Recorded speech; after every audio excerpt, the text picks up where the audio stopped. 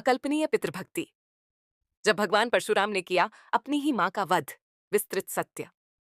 भारतीय पौराणिक इतिहास में कई वीर हुए हैं, लेकिन भगवान परशुराम जैसा कोई नहीं। भगवान विष्णु के छठे अवतार, जो ब्राह्मण कुल में जन्मे, लेकिन जिनके रक्त में क्षत्रिय सा तेज था। वे महर्षि जमदग्नि और माता रेणुका की चौथी संतान थे।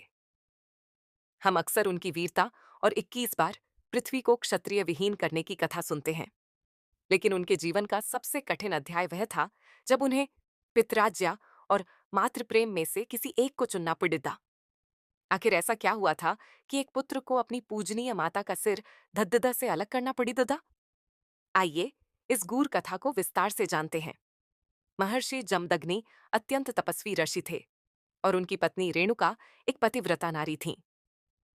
माता रेणुका के सतीत्व का तेज इतना प्रबल था कि वे गीली मिट्टी के कच्चे गड्ढे में भी पानी भर लाती थीं और वह टूटता नहीं था। एक दिन जब माता रेणुका सरोवर से जल लेने गईं, तो उनकी दृष्टि वहां जल क्रीड़ा कर रहे गंधर्वराज चित्ररथ और उनकी अप्सराओं पर टिड्डी। गंधर्व का रूप और उनका विलास देखकर माता रेणुका का मन क्षण भर के लिए विचलित हो गया।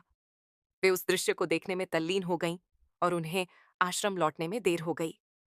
मानसिक रूप से संयम टूटने के कारण उनका तेज क्षीण हो गया और उस दिन कच्चे गड्ढे में पानी भी नहीं रुका। जब वे खाली हाथ और भयभीत होकर आश्रम लौटीं, तो अपनी दिव्य दृष्टि और योगबल से महर्षि जमदग्नि ने सब जान लिया। उनका क्रोध 7वें आसमान पर पहुंच गया। ऋषि ने इसे अपने तपोबल और मर्यादा का अपमान माना। उन्होंने अपने बड़दिधे पुत्रों रुमणवान, सुषेण, वसु और विश्वावसु को बुलाया और आदेश दिया, पाप में लिप्त अपनी माता का अभी वध कर दो। यह सुनते ही पुत्र कांप उठे। अपनी ही मां का वध? यह विचार ही उनके लिए असंभव था।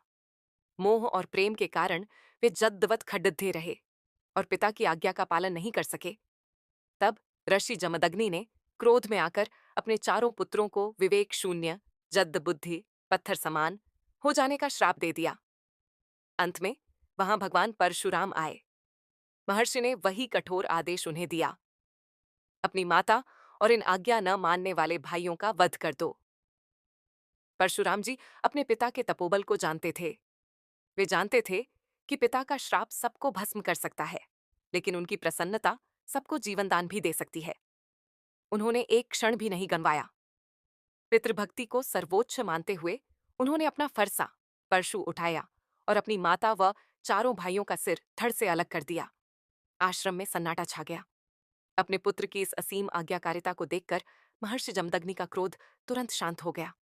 वे परशुराम जी पर अत्यंत प्रसन्न हुए और बोले, पुत्र, मैं तुम्हारी पितृभक्ति से प्रसन्न हूं।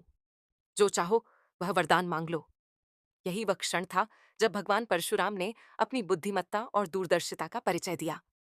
उन्होंने पिता से 3 अद्भुत वरदान मांगे। मातृ पुनर्जीवन। हे तात, यदि आप प्रसन्न हैं तो मेरी माता रेणुका को पुनः जीवित कर दें और उन्हें इस बात की स्मृति याद न रहे कि उनका वध मैंने किया था। भाइयों की मुक्ति। मेरे चारों भाइयों को उनकी चेतना वापस मिले और वे आपके श्राप से मुक्त होकर पहले जैसे हो जाएं। स्वयं के लिए मुझे दीर्घायु, अजेय होने और युद्ध में कभी न हारने का वरदान प्राप्त हो। महर्षि जमदग्नि ने मुस्कुराते हुए तथास्तु कहा। देखते ही देखते माता रेणुका सोकर उठने की भांति जीवित हो उठी और भाई भी सामान्य हो गए। इस प्रकार भगवान परशुराम ने न केवल पितृभक्ति का पालन किया, बल्कि अपनी मातृभक्ति से अपनी मां और भाइयों को मृत्यु के मुख से वापस भी ले आए। यह कथा हमें सिखाती है कि धर्म का पालन कभी कभी अत्यंत कठोर होता है, लेकिन सत्य और धैर्य का फल सदैव मीठा होता है। क्या आपको भगवान परशुराम की यह कथा विस्तार से पता थी? अपने विचार कमेंट में जरूर लिखें और कमेंट बॉक्स को जय जमदग्नि नंदन के जयकारों से भर दें। सनातन धर्म की ऐसी ही गूढ़ और रोचक कथाओं के लिए हमारे पेज को अभी फॉलो करें, शेयर करें, ताकि यह जानकारी सभी तक पहुंचे। जय भगवान परशुराम।